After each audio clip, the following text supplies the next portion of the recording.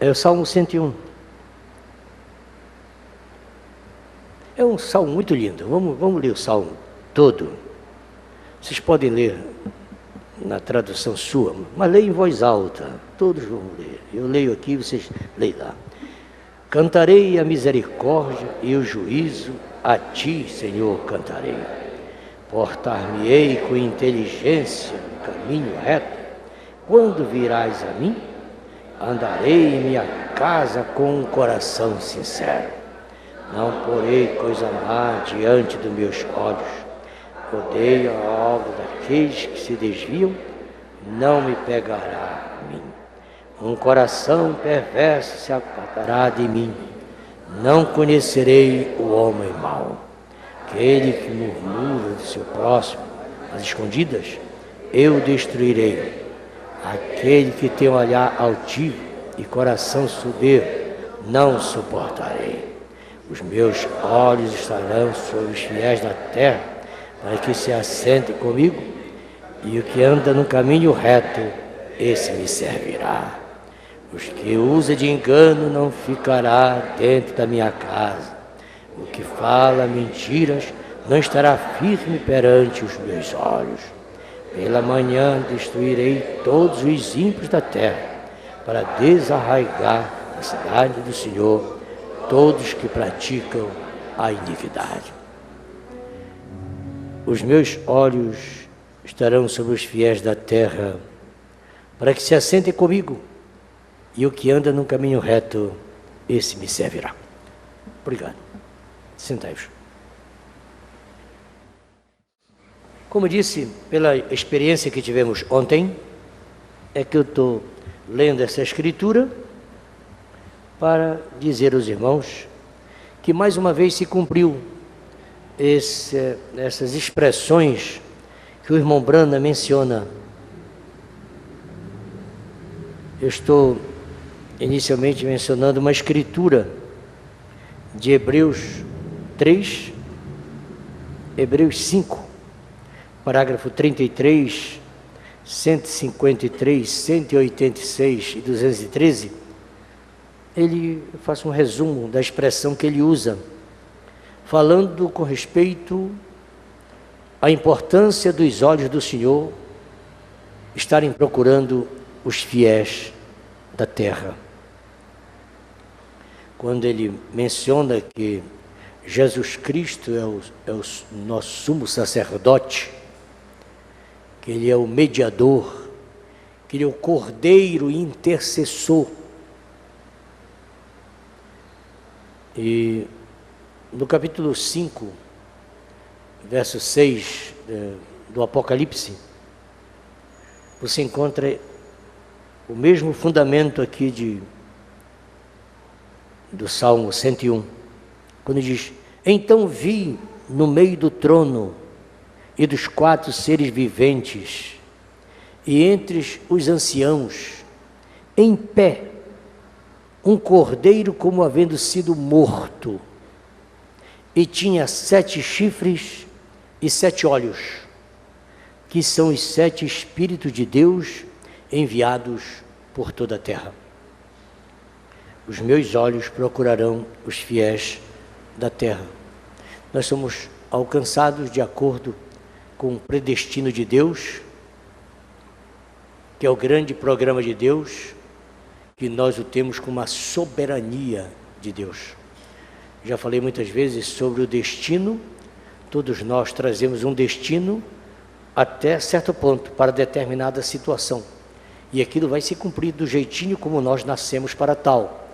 Quando você nasce sob uma força astral, recebe um espírito ao sair da madre, por isso você chora, e dali para frente você vai viver de acordo com os astros, com essa lei, com esta Bíblia chamada astro. Mas Deus, da sua infinita misericórdia, pode cruzar o teu caminho e mudar isto, não te deixar dependendo dos astros, não te deixar dependendo da natureza, da tua própria natureza, que quem nos mata, quem nos destrói, quem nos causa dano é a nossa natureza. O inimigo que nós temos Somos nós mesmos. São os nossos dons, são os nossos dotes. Você já viu uma pessoa bonita, feliz? Você já viu uma pessoa bonita, feliz? Ela pode ser bem-sucedida, pode ter um salário bem avantajado, pode conseguir um bom casamento. Muitas portas se abrirão. Toda pessoa bonita tem as portas abertas. Só não consegue felicidade. As pessoas mais infelizes do mundo são as bonitas. Você acha que uma pessoa bonita pode ser uma pessoa honesta? Uma pessoa bonita pode ser fiel? Como pode uma pessoa bonita viver só para um homem ou só para uma mulher? É uma vida infeliz. Se torna até uma maldição. A beleza. Uma pessoa culta. Já viu falar de um cientista assentado na escola dominical? O Brando chegou a pregar uma mensagem que o FBI não permitiu que fosse divulgada, quando ele pregou uma mensagem intitulada "Os cientistas são frutos do diabo". Ele não falou a ciência, cientista. Confiscou a mensagem, como outras mensagens também, mas esta em especial, que ele mostrava uma série de coisas. Então ele tomou uma decisão: eu vou pregar uma mensagem sobre a trilha da serpente. Nessa eu vou pegar todos. Colocou no bolso o seu sermão e viajou. No caminho, duas serpentes que haviam saído de um presídio, um rapaz de 19 anos e um de 42, homossexuais.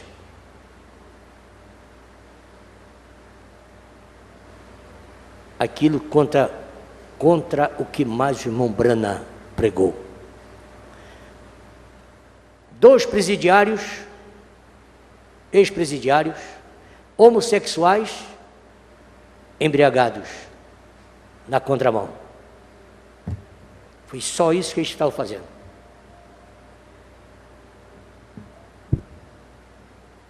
Eu vou desmascarar a serpente.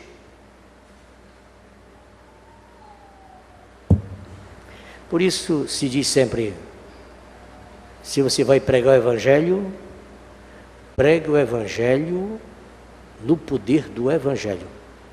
Paulo diz: eu não vou ter convosco com palavras persuasivas de sabedoria humana. Eu não vou a vocês falando do meu intelecto, mas falando do poder de Deus pela palavra de Deus. Paulo podia, ele disse: se vocês podem, muito mais eu, que sou fariseu dos fariseus, doutor. Se vocês podem se estribar, muito mais eu. Disse: mas eu não faço isso. Tudo que eu consegui, eu coloco como esterco, para que Cristo seja edificado, construído, floresça sobre isso. Coloco como lixo. Toda a minha sabedoria eu coloco como lixo, para que Cristo apareça. Você diz: então a serpente não pegou Paulo, a serpente tirou o pescoço dele. Que se tirasse só a língua, ele continuaria escrevendo. Se tirasse os braços, ele continuaria andando.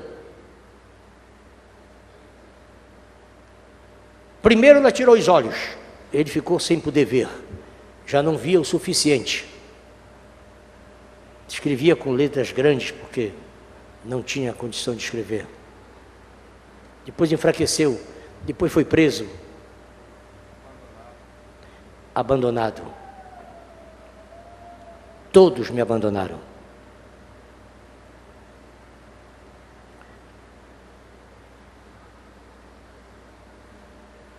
Se prega o Evangelho, tenha muito cuidado, porque você prega o Evangelho para salvar vidas. Não é para, você não prega o Evangelho porque acha que é uma coisa mais fácil de se conseguir viver, uma maneira mais prática de ganhar o seu pão, diz William Branham.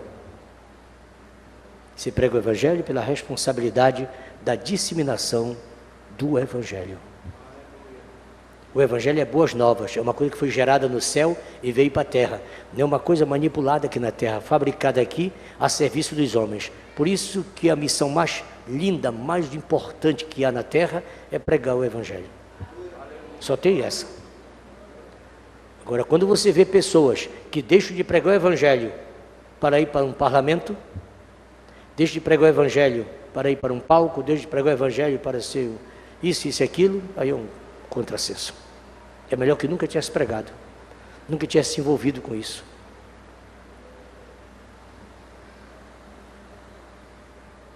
Mas a beleza desse quadro todo é quando o predestino de Deus cruza o seu caminho, quando a eleição de Deus está em você, quando a soberania de Deus fala mais alto.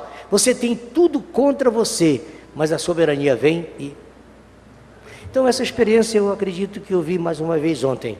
A gente parece assim que já sabe, parece que já viu, e de repente volta a ver tudo de novo. A conclusão que eu cheguei ontem à noite ali, na inauguração daquela casa, embasado em tudo que aconteceu ali, foi isso. Aquela casa foi construída só para aquilo. Se ainda vai entrar algum outro visitante lá, não se sabe. Se ainda vai ter mais outra coisa, mas ela cumpriu o seu dever. Aquelas pessoas, aquelas, não seriam salvas se não existisse aquele culto. Isso é muito estranho, muito difícil até da gente compreender essas coisas, mas ele havia de passar por ali. Ele tinha que ir à terra dos Gadarenos, ele tinha que ir a Samaria. Ir a Samaria para construir uma igreja só para ganhar uma mulher? Ir lá para Gadara, atravessar o mar, só para libertar 2 possessos, só para isso, e nada mais do que isso. Mas veja a resposta de Jesus: você não vai me seguir. Aqui está a essência. Senhor, eu te seguirei. Não, porque eu vim aqui construir essa igreja só para isso. Eu fiz essa missão só por esta causa, mas você não vai me seguir. Vá para os seus, vai para a tua família. Eu posso calcular os anos que se passaram mesmo depois da morte de Jesus, as campanhas que eram feitas, as comunicações que havia pelas redes sociais. Está na nossa cidade o Gadareno. As massas. Quantos milhares e milhares não ouviram a pregação do Gadareno? Quem não ouviria? Aparecem alguns fanfarrões nos nossos dias, porque pega 8 anos de cadeia, porque era traficante, sai de lá e sai pelo mundo afora vendendo CD e fazendo campanhas, só porque era traficante, pegou 8 anos de cadeia e agora está livre. Agora pensa bem o Gadareno. Você pode calcular? Você já pensou nisso? Você havia pensado assistir a pregação do Gadareno? Você sabe quem está aqui? O homem que comia defunto. Sabe quem está aqui? O homem que morava nas sepulturas. Eu trouxe só para vocês terem uma noção que Deus fez por mim, eu trouxe aqui essas correntes. Aí os diáconos entravam com um monte de corrente, algemas, cabo. Vocês estão vendo aqui, senhores? Tudo isso com poder demoníaco, eu rompia. Só que agora eu cheguei aqui para pregar para vocês aqui na Galileia, em Jerusalém, em Damasco, com um poder superior àquele poder. As massas.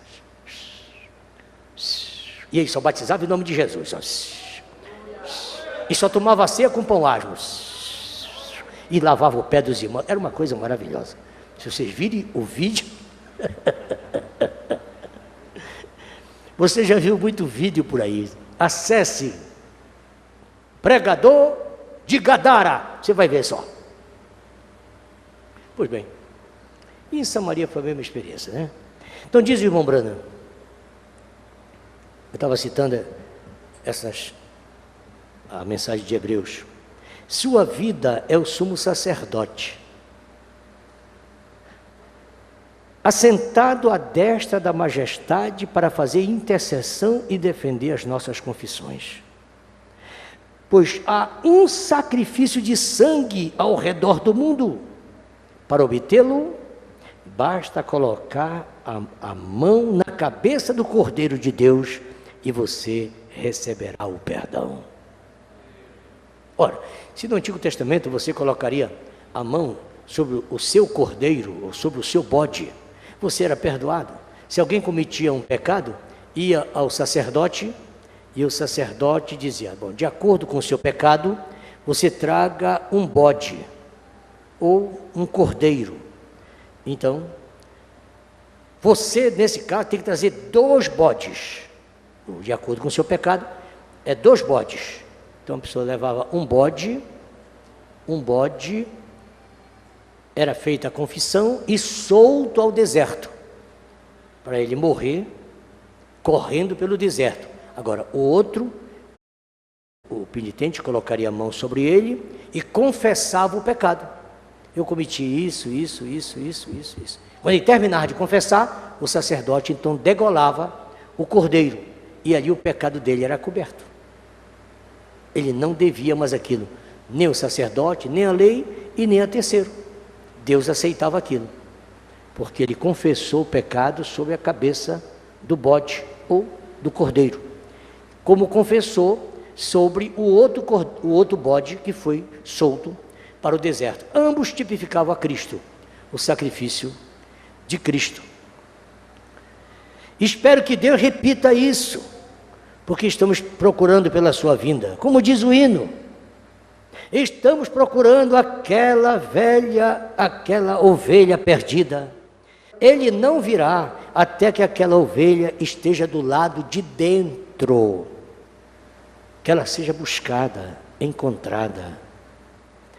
Todos têm que estar no aprisco. Ele não fechará a porta até que o último esteja dentro. E como é que ele fechou em 63, amados e amadas? Quem nasceu em 64 de vocês aqui? 64 para cá, não é de 64 para cá. Levanta a mão. 64, de 1964 para cá. Só isso. Nasceste quando, Lima? Hein? 60? Tu está estragado assim, rapaz.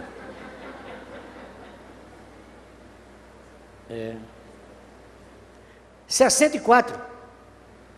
Não, peraí. Não é possível. 64, você tem que ter 51 anos. Quem tem 50 anos aqui? Quem não tem 50 anos aqui? Irmão, dá muitas graças a Deus que o último eleito não entrou em 63, irmão. Isso é ignorância. Você não tinha nem nascido. Mas é uma questão de juízo. Como é que você sai pregando um evangelho desse? Isso não é evangelho coisa nenhuma. Isso é besterite aguda. Que evangelho é esse? Você não tinha nascido. Então nós estamos perdendo nosso tempo aqui. O que nós estamos fazendo na igreja? Mas você pensa que não tem seguidores? Tem. Tem gente seguindo essas falsas doutrinas, esses falsos ensinamentos. Não sei para quê. Os mesmos chegam ao ponto de dizer que nós já estamos no milênio. Que o milênio já foi estabelecido. Que Satanás já está preso, que a morte não ceifa mais ninguém, que não tem mais ambulância na rua. É verdade isso, irmão? De repente pode ser, e nós aqui é que não sabemos de nada. Será que o diabo está preso mesmo?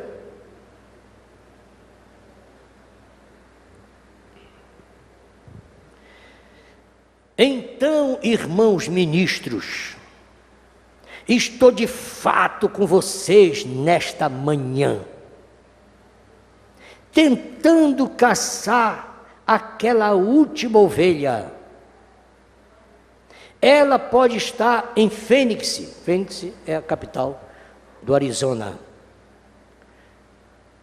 Em Phoenix nesta manhã, eu não sei, mas quando a última entrar, então o pastor, o sumo pastor, fechará a porta. Aí ele começa a orar.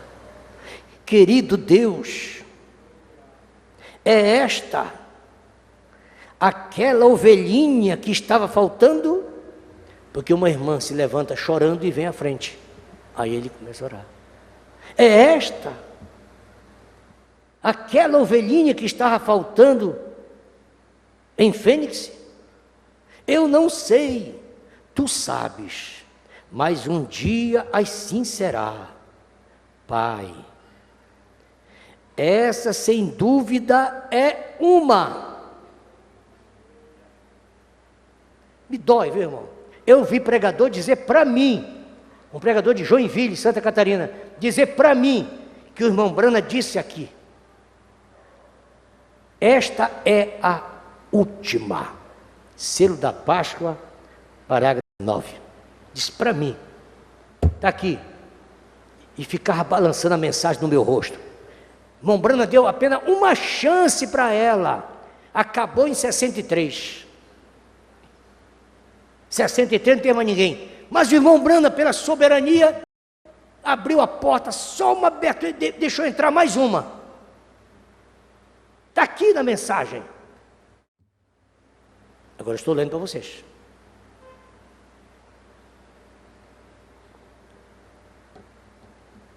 Mas um dia assim será, Pai. Essa sem dúvida é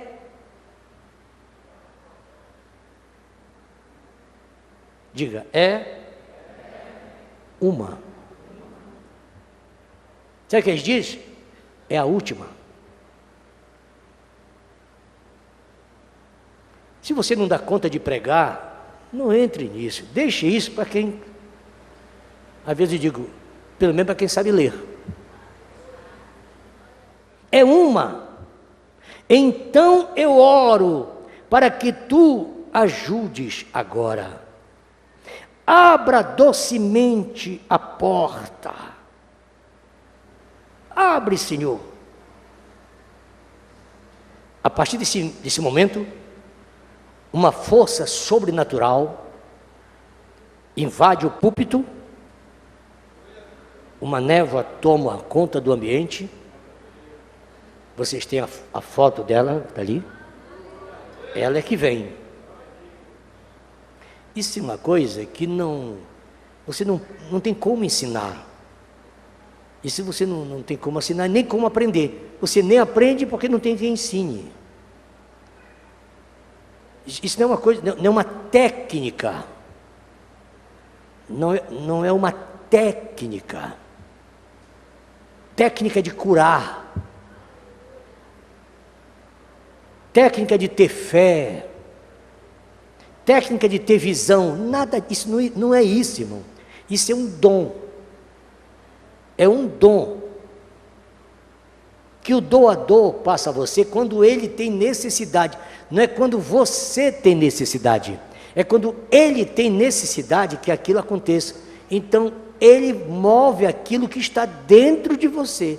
Deus equipa aquele homem com aquela porção.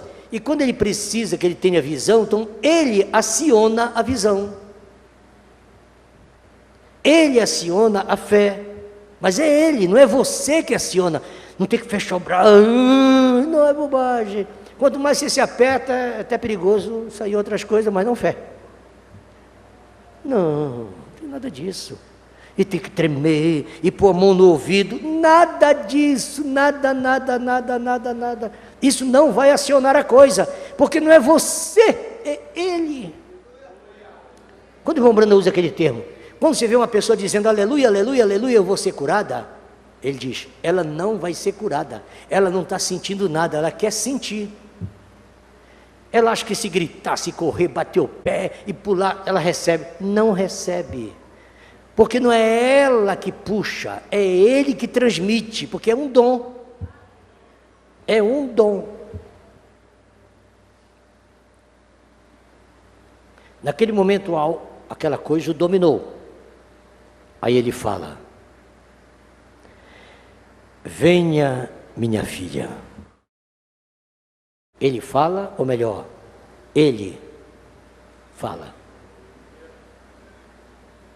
Ele termina dizendo assim: Senhor, abre docilmente a porta. Então aquela unção, que é uma pessoa, fala: venha, minha filha, venha do cansado e gasto caminho. Tu estavas tropeçando lá fora, naquelas trevas. Eu vim hoje para te apanhar. É o meu espírito que está te falando. Captaram aqui? Não é o meu servo que está te falando. Ele podia dizer: o meu servo está no púlpito. Eu pedi licença para ele, para falar pela boca dele. Leia a mensagem, os ungidos dos últimos dias. O profeta diz: vocês estão ouvindo a minha voz, mas não sou eu apenas sou uma testemunha. Eu vi aquilo, mas não sou eu. Quando ele falou os esquilos, não era eu apenas testemunhei aquilo.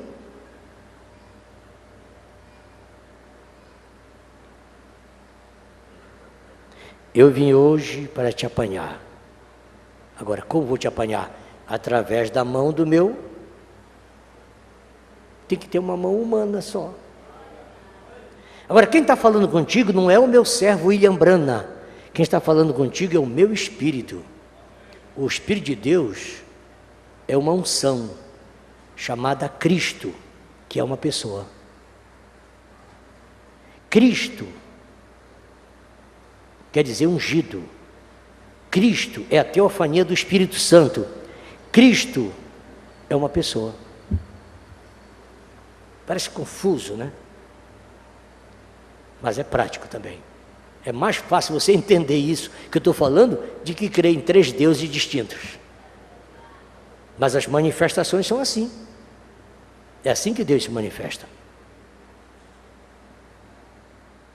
É o meu espírito que está te falando e te trazendo para o aprisco agora. Porque quem é que convence?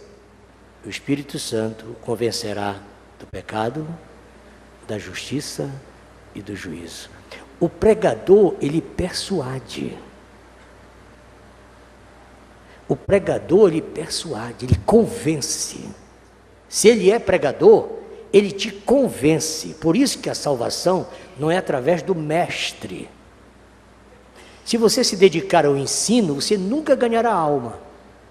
O mestre não ganha almas, porque ele não tem poder de persuasão. Tem que ser um pregador, um homem de dinâmica, um homem que arregace a manga da camisa, que deixe toda a força no altar, um homem que sinta a dor, não se preocupe em passar conhecimento, que trate com o lado intelectual, com o espírito da pessoa, não. É um homem que entra na alma, ele passa a alma dele para dentro da alma do outro, e pega a alma do outro e traz para dentro dele. Ele se faz pecador com o outro, ele geme com o necessitado, até dobrar os joelhos com ele no altar e orar por ele. Essa é a diferença do ensinador e do pregador. O pregador é um nível muito alto, altíssimo, porque ele trabalha na salvação, ele não trabalha no aperfeiçoamento. São etapas totalmente distintas: salvar e aperfeiçoar. É o meu espírito que está falando contigo e te trazendo para o aprisco agora. Feito isso, aquela pessoa sai dele, desincorpora, que não esteja estranho o termo, mas é esse mesmo. Aquela unção sai dele, desincorpora. Quando ela sai, o pregador fala: conceda isto, querido Deus, para esta jovem cristã. Foi só essa palavra que ele disse. Mas só falou isso quando aquela pessoa saiu dele. O que eu estou falando para vocês foi o que aconteceu ontem à noite ali. Foi um dos maiores espetáculos que o mundo, que Belém do Pará tinha que parar. Belém tinha que estar estagnada e todo o sistema de televisão acompanhando aquilo ali. Você diz, e por que não estavam? Porque não era para eles, era só para Pedro, Tiago e João. Te agradecemos, Deus, pela tua bondade nesta manhã. Louvamos ao Senhor pelos teus benefícios para conosco. E por saber que numa manhã como esta, o Senhor continua conosco. Esta unção está aqui. Esta pessoa está aqui. Porque nós cremos nela. Porque ela é a mesma que sempre esteve conosco. Nunca deixou o teu povo. Tratou com a igreja judia. Tratou com aquela igreja ortodoxa. E trata hoje com a noiva cristã, com esses que foram tirados do mundo, tirados das trevas, tirados das denominações, para estarem na palavra. Senhor, reconforta a nossa alma, o nosso coração, o nosso espírito, leva-nos guardado no teu amor, dá-nos um resto de manhã abençoada, uma tarde tranquila, que nós possamos fazer o melhor para o teu reino, possamos inclusive descansar, ler a tua palavra, meditar, e que à noite estejamos juntos, Senhor, para um culto especial. Que essa convicção de salvação, que essa visão que temos do teu sangue derramado sobre nós, ela nos acompanhe agora. Não deixa, Pai, que percamos essa segurança de sentirmos na nossa alma, ainda nesta manhã, as gotas de sangue sendo derramadas. Isto é muito real. E a nossa alma entende isso. Ajuda esse teu filho, Senhor, que depois de tantos anos de fé, tantos anos de cristão, ele tem sofrido esses impactos satânicos. Já pensou por algumas vezes que não é salvo, que não valeu a pena ter te servido da forma que te serviu, com tanta integridade, porque ele não vê as coisas darem certo, não vê as coisas fáceis, não deixa Satanás mentir para ele. Vai-te, mentiroso, não fala mais isso para o servo de Deus, ele é salvo, quem o salvou foi Jesus Cristo. Aquele que diz que não é homem para que minta, ele não pode mentir, ele está salvo, redimido pelo sangue de Cristo Jesus. Sim, Senhor, muito obrigado, Pai. Acompanha o teu filho, coloca mais um anjo para ajudá-lo nesta hora, para ele vencer essa tribulação, esse mal-estar.